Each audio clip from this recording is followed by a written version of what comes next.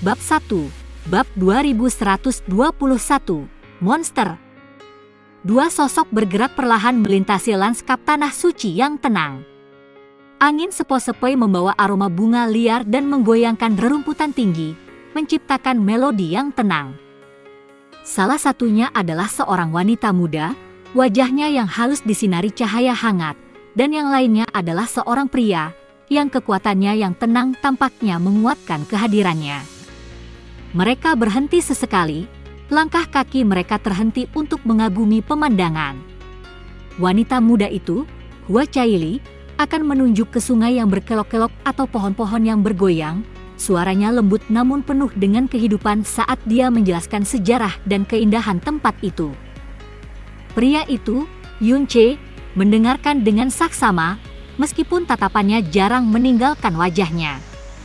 Ada rasa hormat yang tenang dalam ekspresinya, seolah-olah setiap kata yang diucapkannya adalah harta karun. Saat mereka berjalan lebih jauh, Yunche mengulurkan tangan, menarik Hua Caili lebih dekat. Langkah mereka melambat hingga mereka berhenti sepenuhnya, terbungkus dalam kehadiran hangat satu sama lain. Wajahnya yang lembut bersandar padanya, dan dia melingkarinya dalam pelukannya, perisai terhadap semua kesulitan di masa lalu.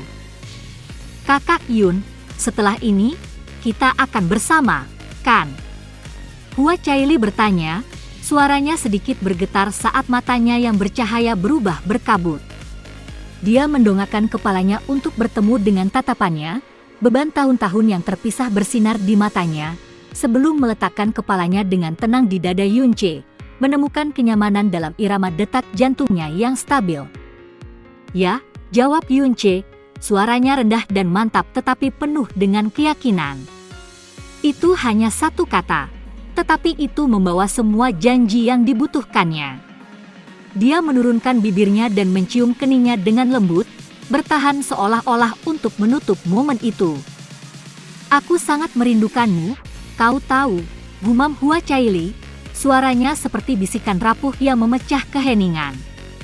Lengannya mengencang di sekelilingnya, seolah takut dia akan menjauh. 3 tahun terakhir telah menjadi cobaan baginya. Setiap hari adalah ujian kesabaran dan tekadnya. Namun dia tahu itu juga tidak mudah bagi Yunche. Garis-garis kelelahan di wajahnya, samar tetapi tidak salah lagi, menceritakan kisahnya sendiri. Yunche tidak berkata apa-apa sebagai tanggapan, tetapi pelukannya semakin erat, tindakannya mengungkapkan kata-kata yang tidak dapat diucapkannya. Untuk sesaat, waktu seakan berhenti, kehangatan yang mereka rasakan melindungi mereka dari dunia. Perlahan, dengan enggan, mereka menjauh, meskipun ikatan di antara mereka tetap tidak terputus. Kita harus menunjukkan sedikit lebih banyak pengendalian diri untuk saat ini, kata Yunche lembut, tangannya terangkat untuk menyeka air mata yang menempel di sudut matanya. Hua Caili menjawab dengan dengungan lembut tanda setuju, pipinya diwarnai dengan rona merah samar. Dia mengalihkan pandangannya ke bawah, tetapi tangannya tetap berada di tangannya, tidak mau melepaskannya sepenuhnya. Keduanya perlahan berjalan menuju tempat di mana kelompok mereka masing-masing menunggu. Sebelumnya, Hua Caili telah membawa Yunche untuk bertemu dengan Imam Besar Six Laws.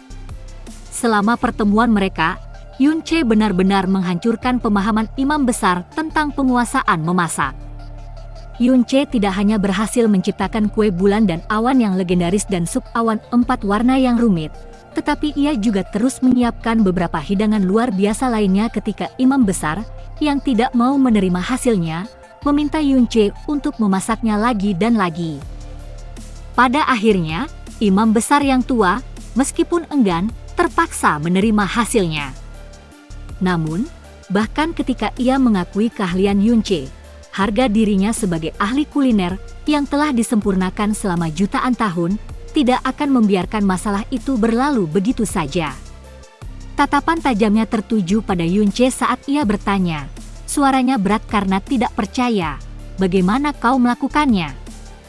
Bagaimana mungkin seseorang yang begitu muda, yang bahkan belum hidup sepersekian tahun dariku, memiliki keahlian memasak yang begitu mengerikan? Apa rahasiamu? Ruangan menjadi sunyi ketika kata-kata imam besar bergema.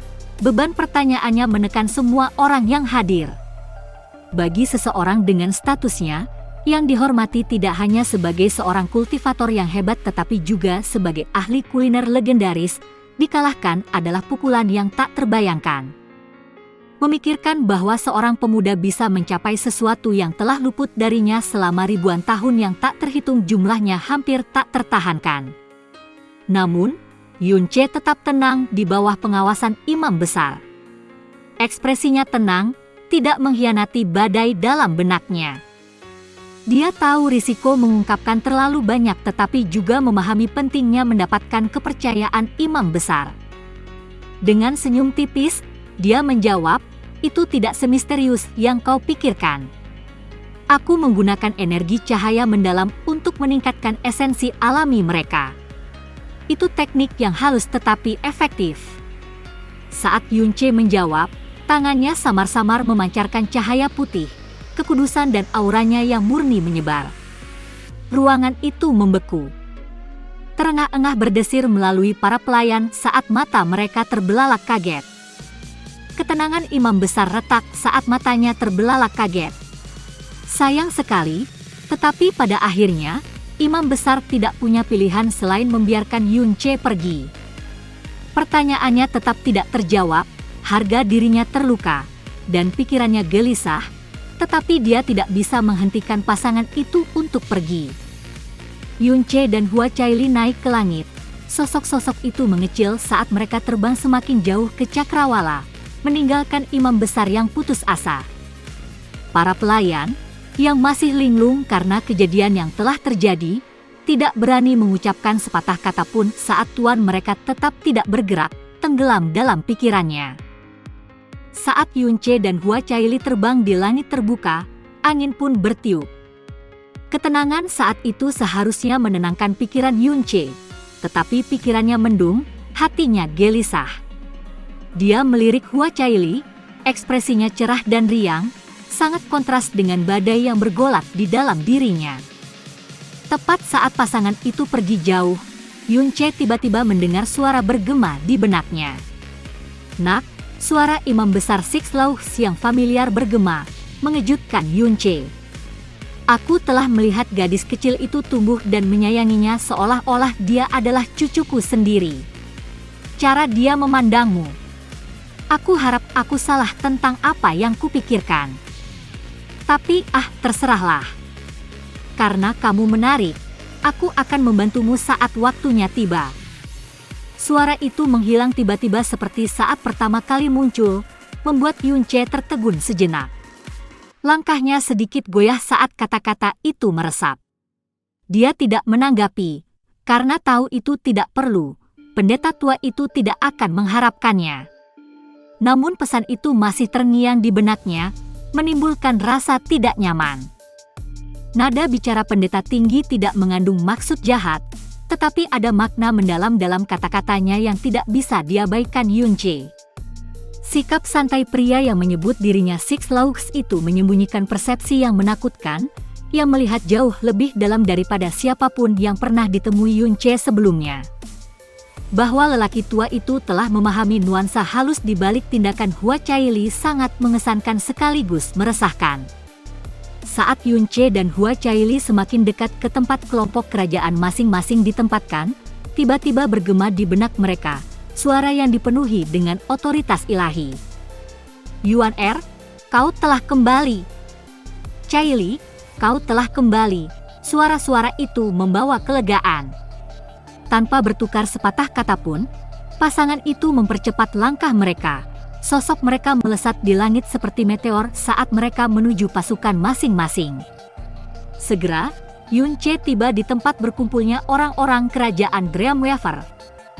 Daerah itu ramai dengan aktivitas, tetapi ketegangan halus menggantung di udara, terasa nyata bagi seseorang yang peka seperti Yunche.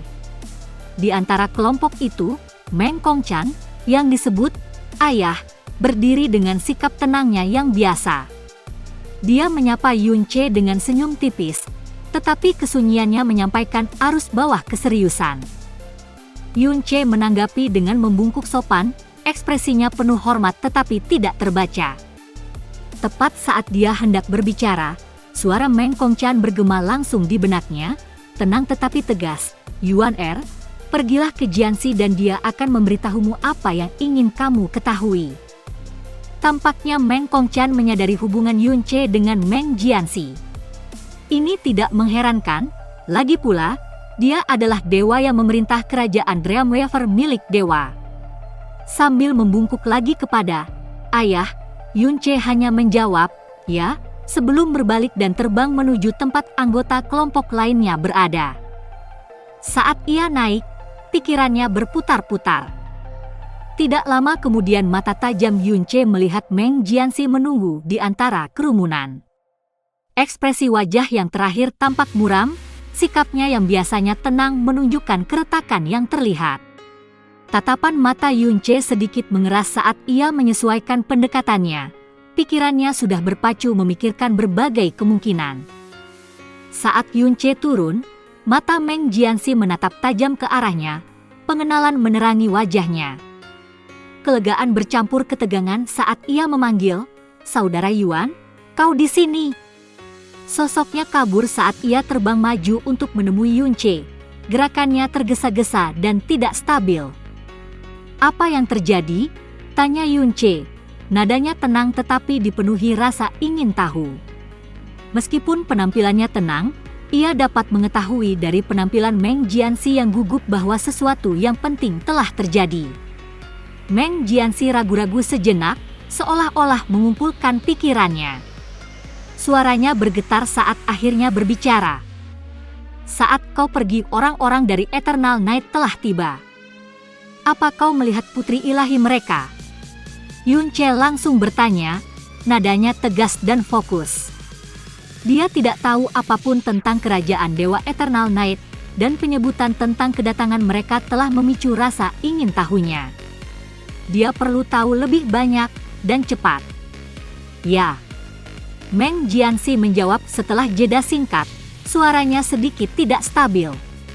"Meskipun aku tidak dapat melihat wajahnya karena dia mengenakan cadar untuk menutupinya, aku dapat mengatakan bahwa dia adalah wanita cantik surgawi." Meng Jianxi berkata, suaranya perlahan-lahan menjadi stabil saat dia menceritakan semuanya.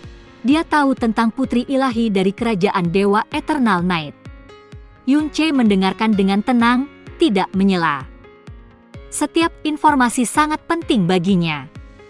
Bagaimanapun, dia sudah memiliki rencana untuk banyak kerajaan ilahi. Tetapi karena belum ada yang dilakukan untuk Eternal Night, setiap detail sangat berharga. Tatapan tajamnya tetap tertuju pada Meng Jianxi, memastikan tidak ada satu kata pun yang terlewat. "Dan bukan hanya itu saja, tapi sepertinya intelijen kita tidak salah," kata Meng Jianxi, suaranya merendah hingga hampir berbisik seolah-olah kata-kata itu sendiri mengandung beban yang sangat berat. "Tuhan, ayah, telah mengonfirmasinya sendiri," tambahnya, nadanya serius. Alis Yun-che terangkat, tatapan tajamnya terkunci pada Meng Jianxi. "Maksudmu?" Kata-katanya terhenti saat pikirannya berpacu, menyusun kembali potongan-potongan informasi sebelumnya tentang kerajaan malam abadi Tuhan. Sikapnya yang biasanya tenang retak, mengkhianati sekilas keheranan yang tulus. Dia berada di tingkat ke-6 alam kepunahan ilahi. Meng Jianxi menyatakan, kata-kata itu membawa kekuatan yang tampaknya beriak di udara. Alis Yun-che terangkat lebih tinggi saat matanya melebar, pikirannya berpacu saat pikiran yang tak terhitung jumlahnya melintas di kepalanya. Untuk sesaat, napasnya cepat, tetapi dia segera memaksa dirinya untuk menenangkannya, mendapatkan kembali ketenangannya. Setelah jeda singkat, dia berbicara, nadanya terukur tetapi dibumbui dengan rasa ingin tahu. Bahkan jika dia berada di level ke-6 alam kepunahan ilahi, dia seharusnya berusia ribuan tahun, kan? Tanya Yun-che. Tatapan tajamnya tertuju pada Meng Jianxi. Sejauh yang Yun-che tahu, mencapai alam seperti itu tidak hanya membutuhkan bakat tetapi juga waktu, waktu yang sangat lama. Dian Juizhi, salah satu, jika bukan jenius paling terkenal di Abyss, telah dianggap sebagai puncak bakat di era ini. Meski begitu, setelah beberapa ribu tahun, dia hanya berhasil mencapai level ke-8 alam kepunahan ilahi. Jika putri ilahi kerajaan malam abadi benar-benar mencapai level ke-6, logika menyatakan dia juga pasti berusia ribuan tahun. Bahkan jika dia baru menjadi putri ilahi belum lama ini, usianya yang sebenarnya seharusnya jauh lebih tua dari itu. Tidak, kata Meng Jianxi, menggelengkan kepalanya dengan ekspresi serius. Tuan ayah dewa sendiri yang mengonfirmasinya, dia pasti berusia di bawah 100 tahun. Meskipun aura kehidupan di Abyss cukup tidak dapat diandalkan, tetapi bagi dewa sejati, itu tidak sama. Tidak banyak hal yang dapat lolos dari tatapan mata dewa sehingga kata-kata mereka lebih berbobot daripada yang lain. Jawabannya sungguh mengejutkan. Mata Yunce menyipit saat dia mencerna wahyu itu. Berusia di bawah 100 tahun? Konsep itu hampir tidak terbayangkan. Alam kepunahan ilahi adalah puncak kekuatan, alam yang begitu jauh sehingga banyak kultivator mengabdikan seluruh hidup mereka untuk mengejarnya, hanya untuk gagal. Bagi seseorang untuk mencapai tingkat ke-6 alam kepunahan ilahi di usia yang begitu muda sungguh di luar logika. Hua Caili, putri ilahi dari kerajaan dewa pemecah surga, telah mengguncang jurang ketika dia masuk ke alam kepunahan ilahi di usianya yang baru 19 tahun. Prestasinya dipuji sebagai keajaiban yang terjadi sekali dalam satu generasi, yang membuatnya menonjol bahkan di antara putri dan putra ilahi. Tetapi bahkan dengan bakatnya yang luar biasa, untuk maju lebih jauh akan membutuhkan waktu puluhan tahun, bahkan mungkin berabad-abad. Setiap level di alam kepunahan ilahi itu seperti mendaki surga itu sendiri. Kesulitannya tumbuh secara eksponensial dengan setiap langkah. Bagi putri ilahi malam abadi untuk mencapai level ke-6 di usia yang begitu muda, itu adalah sesuatu yang di luar pemahaman. Memikirkan monster seperti itu ada, yang seperti dirimu, bukan? Sebuah suara lembut dan halus bergema di benak Yunce, itu adalah Li Suo. Nadanya tenang namun diwarnai dengan sedikit rasa geli. Memang, jawab Yunce dalam hati, pikirannya berpacu. Namun, ekspresi luarnya mencerminkan sikap Meng Jianxi yang muram, meskipun pikirannya sudah berputar melalui kemungkinan yang tak terhitung jumlahnya, menyesuaikan rencana dan menyusun kemungkinan. Setelah hening sejenak, Yunce menghela napas pelan, seolah melepaskan beban pikirannya. Perlahan, dia mengulurkan tangan dan meletakkan tangan yang meyakinkan di bahu Meng Jianxi. Berusahalah sekuat tenaga, Jianxi, kata Yunce dengan lugas, nadanya tenang tetapi mengandung ketegasan yang tak terbantahkan. Tanpa menunggu jawaban, dia berbalik dan mulai berjalan pergi, sosoknya memancarkan aura kewibawaan yang tenang. Meng Jianxi tetap membeku di tempatnya. Kata-kata Yunce sederhana, tetapi beban yang dipikulnya membuatnya tercengang. Saudara Yuan, Anda adalah putra ilahi sejati. Seru Meng Jianxi, suaranya bergetar karena emosi. Namun Yunce tidak menghiraukannya, ekspresinya tidak terbaca saat dia menutup telinga dan menghilang di kejauhan, meninggalkan Meng Jianxi berdiri sendirian, kata-katanya menggantung di udara. Bab 2, Bab 2122, Jiwa Bergetar. Yunce, yang telah pergi agak jauh, tidak meninggalkan daerah sekitar Dreamweaver. Sebaliknya, setelah dengan hati-hati menyesuaikan kembali rencananya dalam benaknya, menyesuaikan dan menyempurnakannya berulang kali, dia berbalik dan berjalan untuk menemui ayahnya. Wajahnya dipenuhi pikiran saat dia mendekati Meng Kongchan. Dengan membungkuk hormat, Yunce berbicara kepada pria di depannya, nadanya tenang tetapi dibumbui rasa ingin tahu. Bupati ilahi, apakah yang dikatakan Jianxi benar? UN, jawab Meng Kongchan dengan anggukan serius, ekspresinya serius. Tatapannya tertuju pada Yunce. Ketika Meng Kongqian pertama kali tiba di sini, niatnya adalah untuk membahas putranya dan menikmati momen kebanggaan. Bagaimanapun, Meng Jianyuan, putranya yang telah menghabiskan ratusan tahun mengembara di alam, telah kembali, dan kecemerlangannya bersinar lebih terang dari sebelumnya. Meng Kongqian dipenuhi dengan kegembiraan, hatinya membengkak karena bangga atas prestasi putranya. Tidak hanya itu, putri teman lamanya Hua Fuchen sangat mencintai Jianyuan, sebuah fakta yang membuatnya semakin puas. Melihat putranya begitu dikagumi dan hidupnya selaras dengan sempurna telah menjadi sumber kebanggaan yang tak ada habisnya bagi penguasa kerajaan penenun mimpi. Ketika kelompok dari kerajaan malam abadi tiba, suasana hati Meng Kongqian yang gembira berubah menjadi masam. Meng Kongqian merasakan sedikit rasa kasihan, tidak hanya untuk para pria di kerajaan malam abadi yang direndahkan ke status yang lebih rendah dari budak, tetapi juga untuk para wanita yang sekarang menemani Bupati Ilahi tanpa cahaya.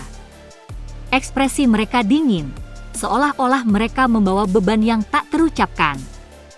Bupati Ilahi tanpa cahaya sendiri berdiri di garis depan, kehadirannya berwibawa tetapi tanpa kehangatan.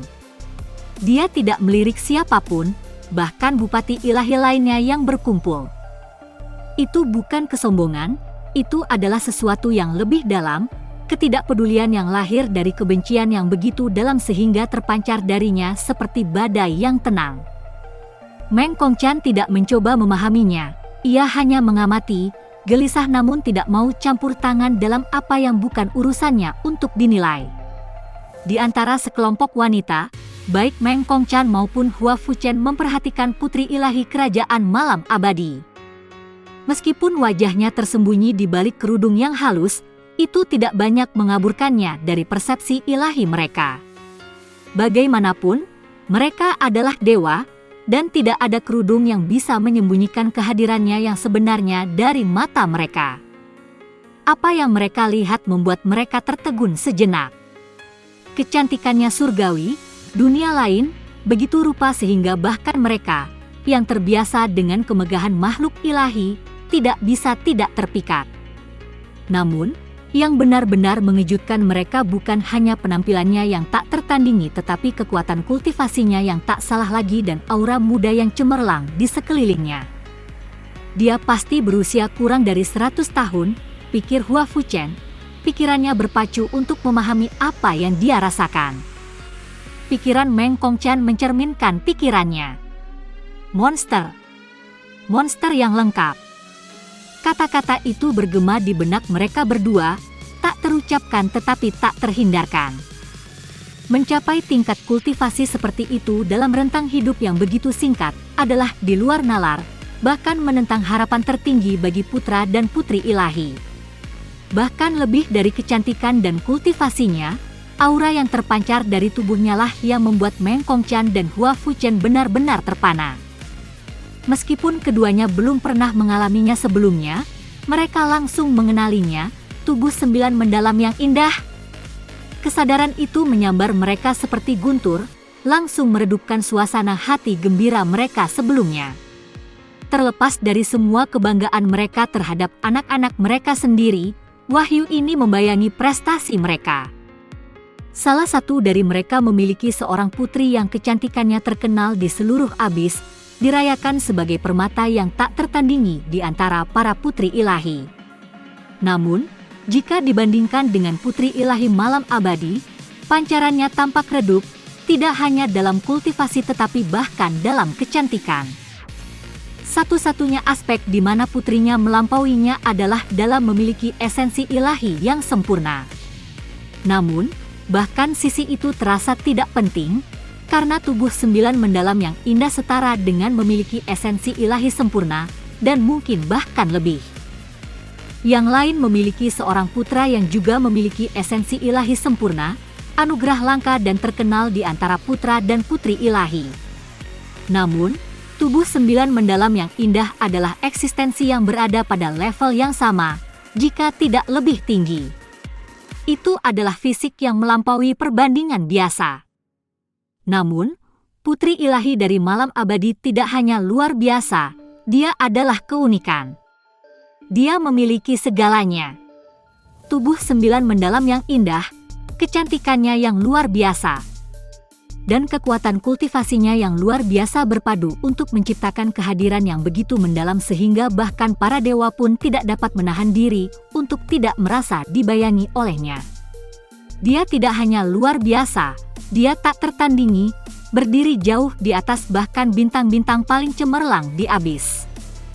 Bagi Bupati Ilahi tanpa cahaya untuk dengan tegas membuang Putri Ilahi sebelumnya setelah menemukan Shen Wei, mereka sekarang akhirnya mengerti alasannya. Bagaimana mungkin malam abadi seberuntung ini? Baik Meng Kongqian maupun Hua Fuchen sama-sama memiliki pikiran tidak percaya saat mereka melihat kelompok dari kerajaan malam abadi menghilang di kejauhan. Kesadaran itu sangat membebani mereka. Takdir macam apa yang memungkinkan sebuah kerajaan memiliki bakat yang begitu mengerikan? Adapun anggota kelompok mereka yang lain, mereka tidak dapat memahami apa yang telah dilihat oleh dewa mereka. Namun, bahkan tanpa memahami sepenuhnya kekuatannya, aura Putri Ilahi saja sudah cukup untuk menekan mereka sepenuhnya. Seolah-olah beban kehadirannya menghancurkan keinginan mereka, membuat mereka tidak dapat mengangkat kepala. Jauh di kejauhan, kelompok dari kerajaan ilahi tanpa batas juga mengamati prosesi kerajaan malam abadi. Di antara mereka, Dian Jiuzi berdiri diam, sikapnya yang biasanya tenang hancur tetapi itu bukan karena malam abadi, karena pikirannya tidak memiliki tempat untuk itu. Matanya bergetar, mengkhianati kekacauan di dalam dirinya. Sejak kepulangannya, dia tidak mengucapkan sepatah kata pun, dan kesunyiannya membuat orang-orang di sekitarnya gelisah. Dia tidak mengatakan apapun tentang apa yang telah dilihatnya kepada ayah Tuhannya, dan dia juga melarang keras saudaranya untuk menyebutkannya. Apapun yang disaksikan Dian Jiuzi telah mengguncangnya sampai ke inti, membuatnya berjuang untuk menerima kenyataan yang mengerikan itu.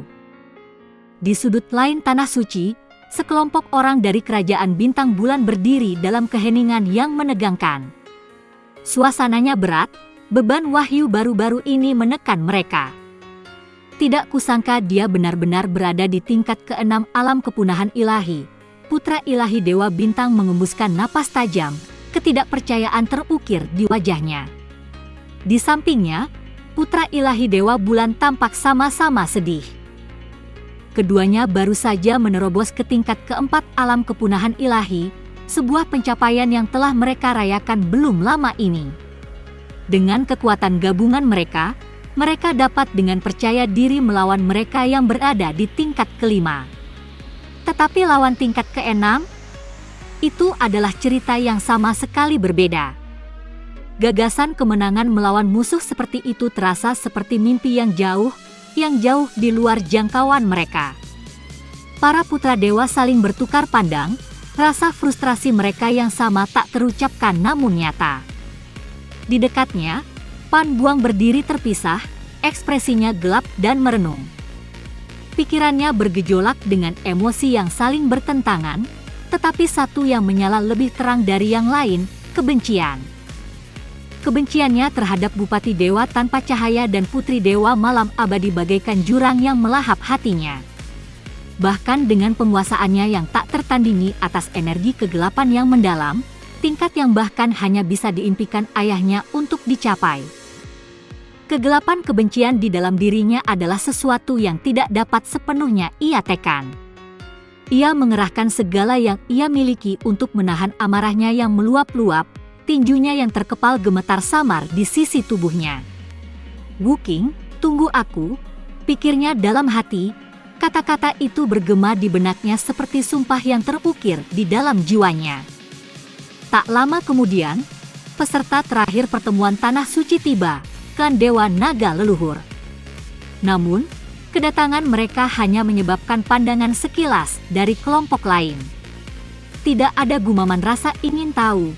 Tidak ada tatapan kagum yang mengikuti mereka. Bagaimanapun, klan naga selalu berada di peringkat paling bawah, dan tak seorang pun menduga tahun ini akan berbeda. Semua orang yang hadir sangat menyadari kelemahan mencolok yang mengganggu peluang klan, tuan muda mereka bahkan belum melangkah ke alam kepunahan ilahi. Dalam sebuah pertemuan di mana kekuatan dan kultivasi menentukan status, fakta ini saja membuat kehadiran mereka tidak lebih dari sekadar formalitas. Saat arak-arakan klan naga mulai terbentuk, suasana di sekitar mereka dipenuhi dengan kepasrahan yang tenang. Kurangnya dampak mereka sangat kontras dengan kedatangan sebelumnya, yang kehadirannya saja telah mengguncang pertemuan. Di sini, tidak ada riak, tidak ada percikan, hanya pemahaman yang tak terucapkan bahwa nasib klan Dewa Naga leluhur dalam pertemuan ini sudah ditentukan. Jadi, bagaimana menurutmu, Yuan Er? Meng Kongqian bertanya, tatapannya mantap saat dia mengamati Yun Ce.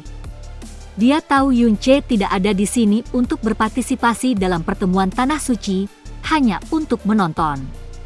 Namun, sebagai calon dewa kerajaan penenun mimpi dan pembawa esensi ilahi sempurna, Yun Ce ditakdirkan untuk menjadi hebat. Meng Kongqian telah lama percaya bahwa Yun Ce dan Hua Caili suatu hari akan berdiri sebagai dewa terkuat di zaman mereka. Namun sekarang, ada yang lain, saingan, ancaman dalam bentuk putri ilahi malam abadi. Yun Ce berhenti sejenak sambil berpikir sebelum menjawab, ekspresinya tenang dan kalem. Pada akhirnya, aku hanya seorang penonton, katanya. Aku malu mengakui bahwa kultivasiku masih rendah, dan mungkin menonton adalah yang terbaik untuk saat ini. Kata-katanya terukur, tidak mengungkapkan rencana rumit yang sudah berjalan dalam benaknya. Sejauh ini, semuanya telah berjalan sesuai rencananya, meskipun beberapa penyesuaian diperlukan.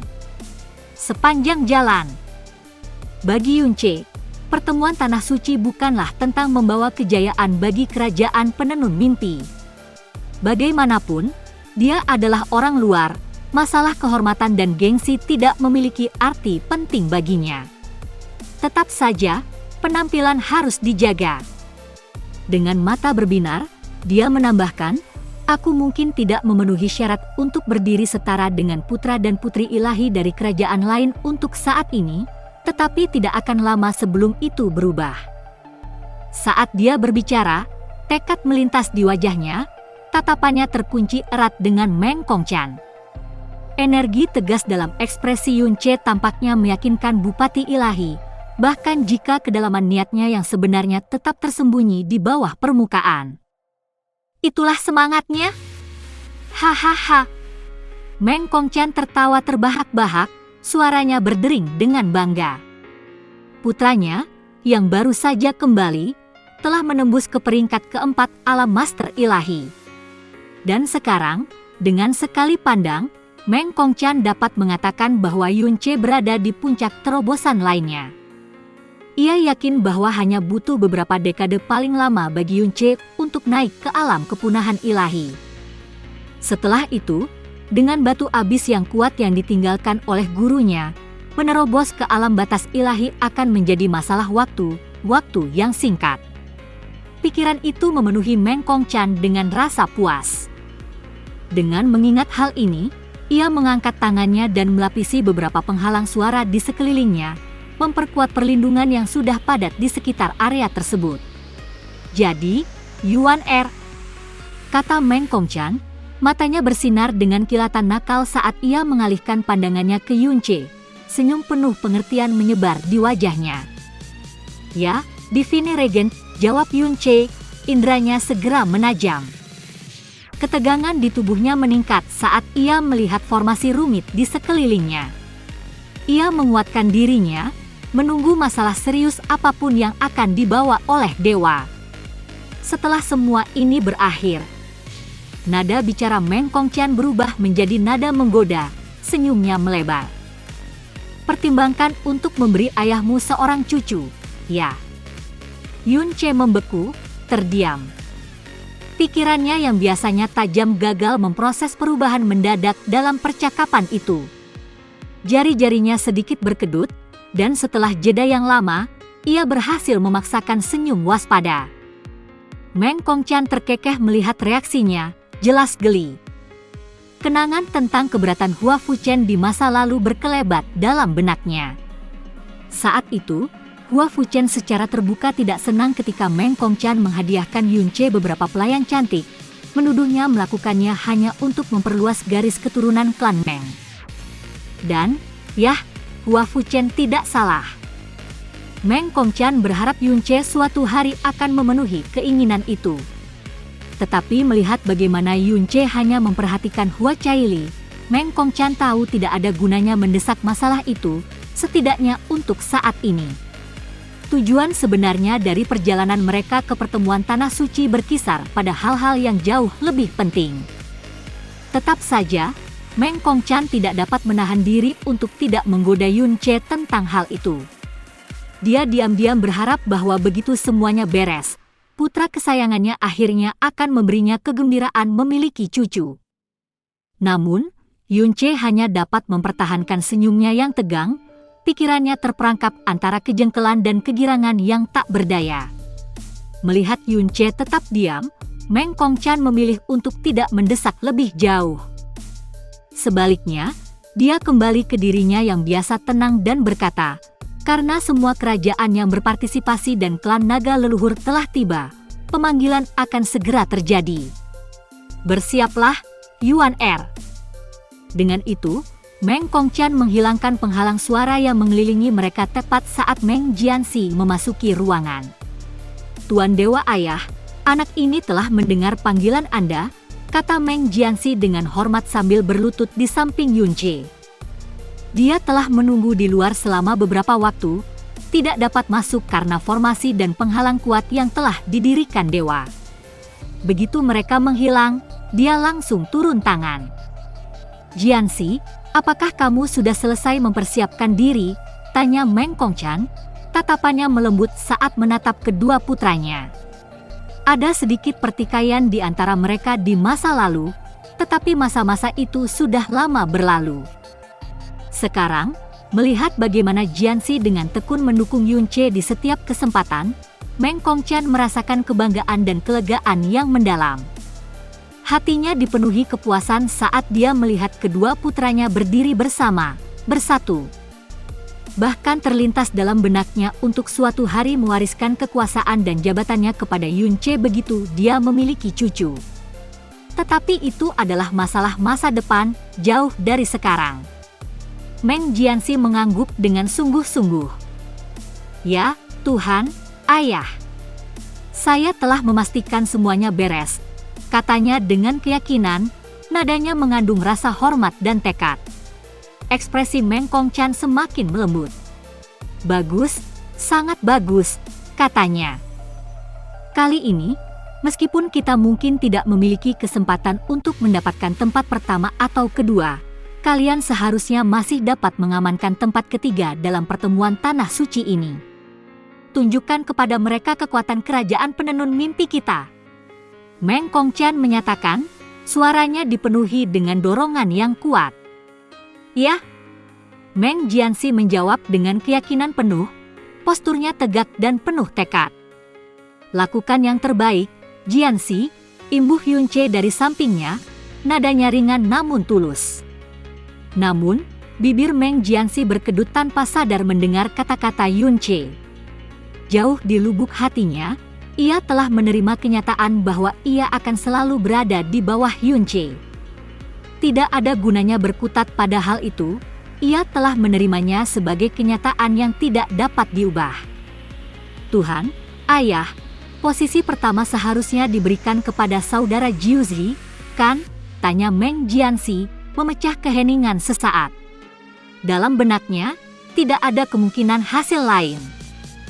Putri ilahi malam abadi itu tidak dapat disangkal menakutkan, tetapi kultivasinya hanya pada tingkat keenam alam kepunahan ilahi.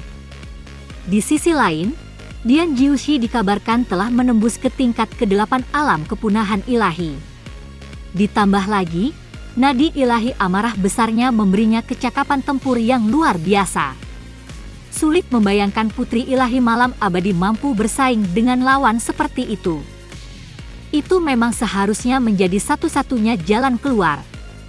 Meng Kongqian mengangguk saat menjawab, tetapi kemudian dia memikirkan sesuatu dan berkata, tetapi kali ini, mungkin tidak demikian, imbuhnya. Kata-katanya membuat Yunche dan Meng Jianxi tersentak, reaksi mereka langsung.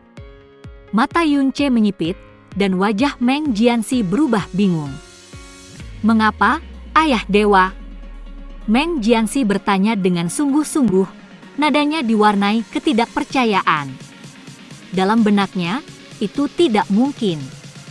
Bagaimana mungkin Dian Jiuzi, dengan kekuatannya yang luar biasa, tidak mengklaim posisi teratas? Tatapan Meng Kongqian menajam, suaranya rendah dan hati-hati saat dia bertanya, "Apakah kamu pernah mendengar tentang 9 tubuh indah yang mendalam?" Nama itu mengirimkan gelombang kejut ke seluruh ruangan. Jantung Yunche berdebar kencang, pikirannya menderu seolah disambar petir.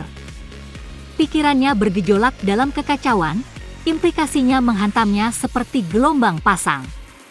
Di sampingnya, Meng Jianxi membeku, ekspresinya bercampur antara kaget dan kagum. Dia juga mengerti apa yang dimaksud dengan 9 tubuh indah yang mendalam dalam konteks kerajaan dewa. Suara Meng Jianxi nyaris berbisik saat dia mencerna wahyu itu. 9 tubuh indah yang mendalam. Itu bukan sekadar tubuh yang langka, itu adalah wadah kekuatan tertinggi. Mitra kultivasi ganda yang sempurna, dan jika seseorang dengan tubuh ini mewarisi kekuatan dewa, rentang hidup dan kekuatan mereka meningkat secara eksponensial. Itu wadah yang sempurna. Tepat sekali, Meng Kongqian menegaskan, nadanya serius. Dan Shen Wei, putri dewa malam abadi, memiliki tubuh itu. Untuk sesaat, ruangan itu dipenuhi keheningan. Yunche, yang berdiri di samping Meng Jianxi, gemetar, tidak hanya secara fisik tetapi juga di dalam jiwanya. Pikiran, tubuh, dan jiwanya berada dalam kekacauan total, seolah-olah kekacauan itu sendiri telah menimpanya.